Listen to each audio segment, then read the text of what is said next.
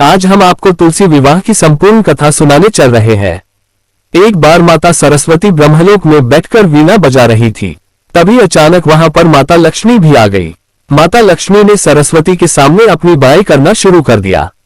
माता लक्ष्मी ने कहा कि मैं आपसे ज्यादा श्रेष्ठ हूं, क्योंकि बिना धन के मनुष्य कुछ नहीं कर सकता है। बिना धन के लोगों का गुजारा नहीं हो सकता है। जिसके पास मैं हूं उसके पास सब कुछ है। ये सब सुनकर माता सरस्वती को बहुत बुरा लगा। माता सरस्वती ने महालक्ष्मी से कहा कि देवी, आप धन की देवी जरूर है, लेकिन मैं विद्या की देवी हूँ। आप किसी को कितना भी धनवान क्यों न बना दे, यदि उसके पास बुद्धि नहीं है तथा उसको इस धन का उपयोग कैसे करना है यही नहीं पता है, तो आपका दिया हुआ सारा धन मनुष्य के लिए बेकार है, इसलिए मैं आपसे बड़ी हूँ। दोनों में बहस इतना बढ़ गया कि दोनों देवियों ने कहा कि अब इसका निर्णय भगवान विष्णु ही करेंगे कि हम दोनों में सबसे ज्यादा श्रेष्ठ कौन है। दोनों देवियां वैकुंठ लोक भगवान विष्णु के पास गई। वहां पर मां गंगा पहले से ही विराजमान थी तथा माता लक्ष्मी भगवान विष्णु के पास जाकर बैठ गई। उस समय भगवान विष्णु योग निद्रा में थे। सरस्वती ने माता लक्ष्मी से कहा कि आपने मेरा स्वागत नहीं किया, आपने मुझे बैठने को भी नहीं कहा, आपने मेरा अपमान किया है। ये सुनकर माता लक्ष्मी ने सरस्वती से कहा कि मैं अपने स्थान पर बैठी हूँ, क्योंकि मैं हमेशा भगवान विष्णु के हृदय में वास करती हूँ, अतः मैं अपना स्थान कैसे छोड़ सकती हूँ।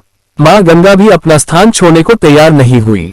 अपने आप को अपमानित महसूस करते हुए माता सरस्वती ने माता लक्ष्मी को यह श्राप दे दिया कि आप मनुष्य रूप में जन्म लेगी और किसी राक्षस के साथ तुम्हारा विवाह होगा।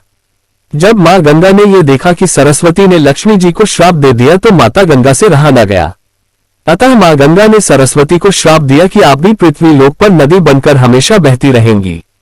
फिर सरस्वती ने मां गंगा को भी श्राप दे दिया कि हे गंगा, तुम भी पृथ्वी लोक पर नदी बनकर बहती रहोगी, हमेशा पापियों से घिरी रहोगी। इस तरह से तीनों देवियों ने आपस में एक दूसरे को श्राप दे दिया। श्राप के बाद मां सरस्वती पृथ्वी लोक पर नदी बनकर बहने लगी। मां गंगा का पृथ्वी पर अभी जाने का समय नहीं हुआ था, अतः मां गंगा ब्रह्मदेव के कमंडल में वास करने लगी। वहीं माता लक्ष्मी ने महाराज धर्मध्वज के यहाँ पुत्री रूप में जन्म लिया था। महाराज धर्मध्वज के कोई संतान नहीं थी, अतः संतान प्राप्ति के लिए धर्मध्वज ने माता लक्ष्मी की तपस्या करने लगे। वो चाहते थे कि माता लक्ष्मी स्वयं उनकी पुत्री बनकर जन्म ले। अब वो शुभ घड़ी आ चुकी थी जब माता ने राजा धर्मध्वज के यहाँ पुत्री रूप में जन्म लिया। माता लक्ष्मी के जन्म लेने से पहले भगवान विष्णु ने माता लक्ष्मी को यह वचन दिया था कि तुम्हारे श्राप को खत्म करने के लिए मुझे आना ही होगा। मैं तुम्हारे इस श्राप को खत्म करने के लिए इस धरती पर जरूर आऊंगा।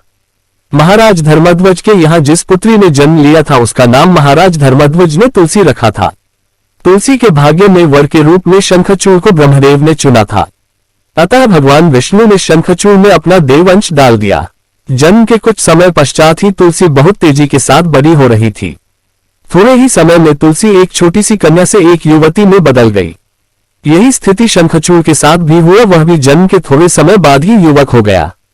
तुलसी के पिता धर्मध्वज ये सब देखकर आश्चर्यचकित हो गए। उधर शंखचूड़ के पिता शंखचूड़ को अपने राज्य का उत्तराधिकारी घोषित करने जा रहे थे। तभी शंखचूड़ ने अपने पिता को ये करने से रोक दिया और अपने पिता से कहा कि गुरुदेव की आज्ञा से मैं तपस्या करने जा रहा हूं ताकि मुझे अधिक शक्तियां प्राप्त हो सके। अपने पिता की आज्ञा लेकर शंखचूड़ हिमालय पर तपस्या करने चले गए और वहीं बैठकर ब्रह्मदेव की तपस्या करने लगे। उधर तुलसी ने भी अपने पिता धर्मध्वज से कहा कि मैं नारायण को पाने की इच्छुक हूं, अतः मैं हिमालय पर तपस्या करने जाना चाहती हूं। क्योंकि धर्मध्वज को पहले से ही मालूम था कि माता लक्ष्मी ने ही उनके यहाँ पुत्री रूप में जन्म लिया है, अतः राजा धर्मध्वज ने तुलसी को हिमालय पर तपस्या करने के लिए आज्ञा दे दी। अब हिमालय पर तुलसी और शंखचूड़ दोनों तपस्या कर रहे थे। दोनों ने ब्रह्मदेव की घोर तपस्या की। सबसे पहले ब्रह्मदेव शंखचूड़ के पास आए और बोले कि मांगो क्या वर चाहिए। तब शंखचूड़ ने कहा कि हे ब्रह्मदेव, मुझे अमरता का वर दीजिए। तब ब्रह्मदेव ने कहा कि ऐसा नहीं हो सकता है, इस धरती पर जिस भी प्राणी ने जन्म लिया है उसकी मृत्यु निश्चित है, अतः मैं तुम्हें ऐसा वर देने जा रहा हूं जिसे पहले कभी किसी को भी मैंने नहीं दिया है। मैं तुम्हें यह वरदान देता हूं कि जब तक तुम्हारी पत्नी का सतीत्व भंग नहीं हो जाता है तब तक तुम्हारी मृत्यु नहीं हो सकती है। ये वरदान पाकर शंखचूड़ बहुत ज्यादा प्रसन्न हुआ। शंखचूड़ ने कहा कि ब्रह्मदेव, मैं विवाह ही नहीं करूंगा तो मेरी मृत्यु ही नहीं होगी। ब्रह्मदेव ने कहा कि हे शंखचूड़, तुम्हारा विवाह जरूर होगा, तुम्हारे भाग्य में हमने विवाह योग लिख रखा है। ये कहकर ब्रह्मदेव वहां से अंतर्ध्यान हो गए और तुलसी के सामने आकर प्रकट हो गए।